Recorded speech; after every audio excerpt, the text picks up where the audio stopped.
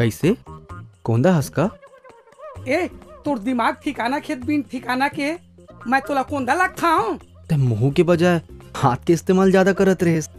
मैं सोचे कोंदा होबे एकर पाए बोल पड़े मोर भाई। ले बता का बात है? ये गाँव में नवा दिखथस। हाँ अभी चे आए हूँ। त सुन तोर भलाई बार कहत हूँ, ये कोती झन जाबे ये कोती जाबे काबर? तोर भलाई बार कहत हूँ, चल जा जा ना। ठीक है।